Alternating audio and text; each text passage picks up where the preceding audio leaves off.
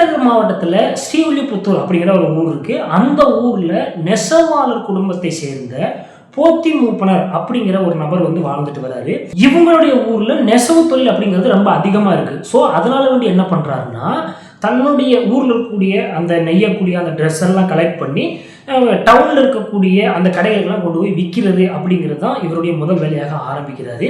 அது 1926 இந்த வேலையை வந்து ஆரம்பிக்கிறாரு. இப்போ இந்த போத்தி மூப்பனார் அப்படிங்கிறவர் இந்த பிசினஸை நல்லபடியாக ரன் பண்ணிட்டு வர்றாரு. அவருக்கு ஒரு மகன் இருக்கிறார். அவர் வந்து 10வது வரைக்கும் படிச்சிருக்கிறாரு. அவருடைய பேரு சடையாண்டி மூப்பனார் அப்படிங்கிறது தான்.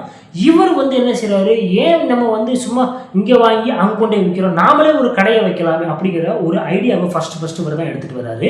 இப்போ இந்த சடையாண்டி மூப்பனார் அப்படிங்கிறவர் இந்த ஐடியாவை வெறும் யோசிச்சது மட்டும் இல்லாம அதை நடைமுறைப்படுத்துறதுக்காக வேண்டி முயற்சி பண்றாரு.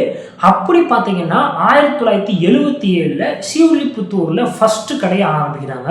இப்போ இந்த கடைக்கு என்ன பெயர் வைக்கலாம்னு பார்க்கும்பொழுது இந்த தொழிலுக்கு நமக்கு வழிகாட்டினது வந்து நம்முடைய அப்பா தான். அதனால வந்து இந்த கடைக்கு போத்தீஸ் அப்படின்னு சொல்லிட்டு பெயர் வைக்கிறாங்க. இது 1977 ஸ்ரீவில்லிபுத்தூர்ல ஆரம்பிக்கிறாங்க.